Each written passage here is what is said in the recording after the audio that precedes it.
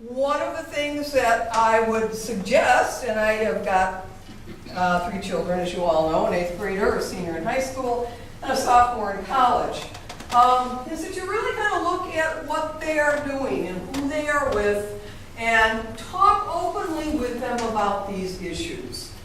Okay? We really work hard here, as you do at home, to keep the bullying out of here. We're very clear with the kids about it. They know Mrs. McGowan's available. They know I'm available. They can drop in and talk to us. You can call me at home. Many of you know me very, very well. I'm in the book. We'll be for another 6 months or so. Call me at home if you want to talk about something. The teachers are very, very good about informing us about what's going on. And despite all that, it's real hard to catch some of these bullies. 4 of us will go out in the hall, and we know what we're looking for and who we're looking for. Okay? Very, very clever. And again, they are probably have a sense of inferiority that is much more severe than the person they're bullying. Because, they really need to make themselves feel better. Okay? That's not how you feel better. You feel better by knowing who you are inside and by building on that. And, as the kids get older, and I don't mean older, my daughter's a sophomore in college, and I'm just starting to see this shift in her away from not caring so much about what people value externally in her, but who she is. So you spend a lot of time dealing with this, okay? Another thing you've got to be taking a look at is those social cues from the environment. No kid who's 3rd grade rather needs a cell phone. Unless there's a dire medical condition or a parent who's traveling a lot or whatever. We don't allow cell phones turned on in this building. Okay, if they bring a cell phone in here, it's in their backpack, locked in their locker, off. So, last year I was teaching religion to the 8th graders, who are now gone. And instead of cell phones, it's not a problem. Walk by this one kid, and in the desk is an iPad. Okay? So we are absolutely bombarded by the social media, by the culture, and the ways to get at each other. And if you look at Facebook, I really, frankly, I get these emails. So-and-so wants to link in with you. So-and-so wants to Twitter with you. I don't have time to Twitter and LinkedIn. I don't know about the rest of it. But you look at the geometric increase at the way people can get at our children. And most of it isn't for the better. You've got to be an extremely vigilant parent. And, everybody has it but me, social pressure. Where's your out, frankly? Okay? But stop and really think about where these youngsters are going, who they are with, what they need, etc., etc. I did get my daughter a cell phone fairly early on because she's got an autoimmune illness and really needs to be able to get help and in contact with people quickly. I didn't get the elder son one, and he moaned and groaned for a few years. Moaning and groaning I can take, okay? And I know you all can take too. So think about those things. Another thing is, the clothing. Thank God they're in uniform, right? Yes. If they weren't, for one thing, my daughter would have been here for 3 days a week by the time she picked it up. But the other thing is, look at the clothes in the stores, particularly for the girls in this age group. We wouldn't put these clothes on. It is so hard to dress a child today, particularly a child who might, like my daughter's 5 or 10 now, who might be a little taller or whatever. Very hard to dress them in age-appropriate clothing. And again, what is that message? And who's picking those clothes? You're not picking them. I'm not picking them. Somebody in New York who's going to make $1 billion off it is picking them. Okay? So be very conscious of that. Now that I've given you the downside, and I can go on and go on and go on, but I'll give you a little bit of upside because I don't have too much more time. The good news is that Christ is among us.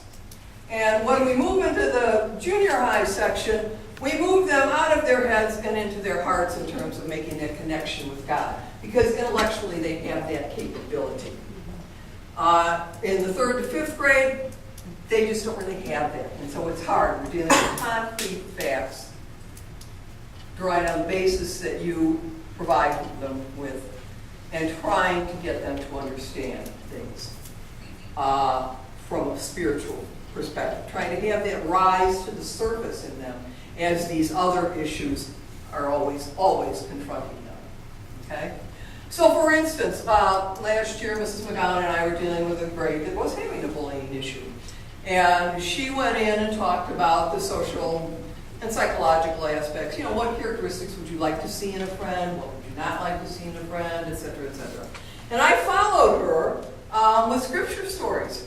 And one of the ones I used was when Jesus called the disciples. Bunch of characters, okay?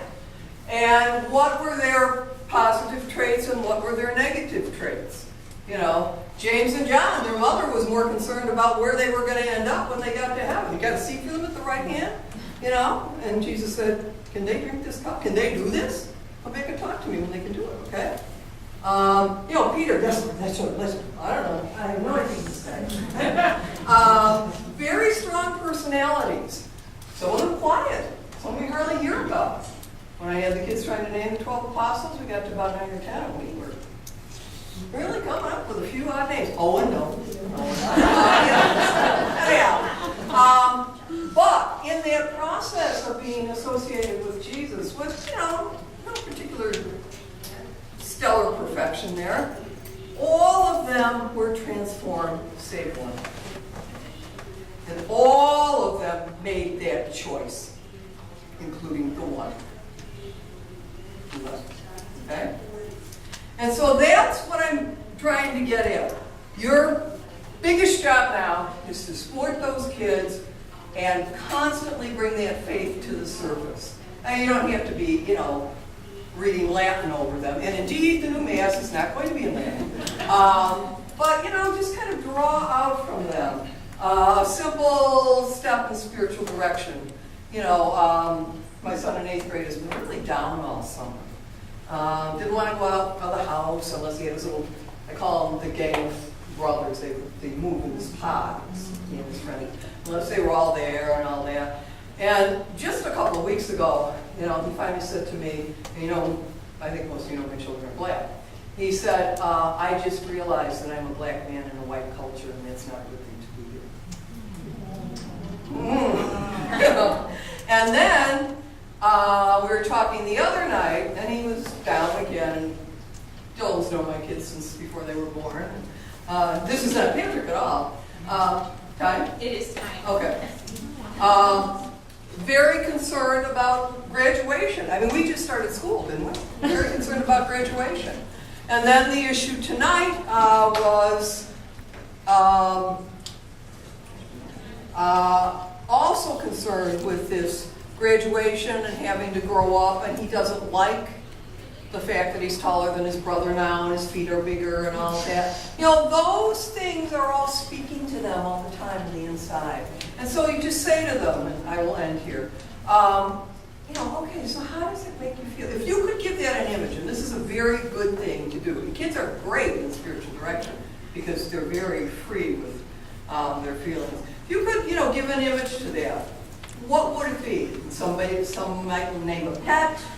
Oh, how would you treat your pet? Somebody might say, well, I feel like I have a rock in my chest or something. Well, okay, tell me a little more about it. You know, if you talk to the rock, what would you say to it? It sounds silly, but it really brings the conversation out. And so I wish I had more time to talk to you, but I do wish you many blessings.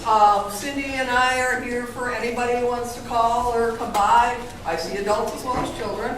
I have some handouts that I'll just give you at the door. And just one commercial for a book that I love here. This is a great book for kids in your age group. It's called Don't Mess with Moses. It is scripture put to poetry, and it's very, very funny. And it's a good way to get them to read scripture with you. Mr. Dillon, I'm going to make you work. And or you react to it. I'm giving you each a 1-decade rosary. I would encourage you to say the rosary with your family, and one real good way to say it is a consecutive day because getting a whole deck of getting a whole rosary set is tough. Sometimes, I know that sounds silly, it is. But by Friday, we'll set a whole rosary if you do that, okay?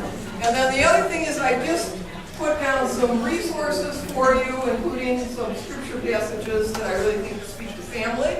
And then there's this, I don't think that in my plan, this is for on how the family should engage in Bible study. Okay? Just do that. Thank you. I'd love to talk to any of you at any time. Yes.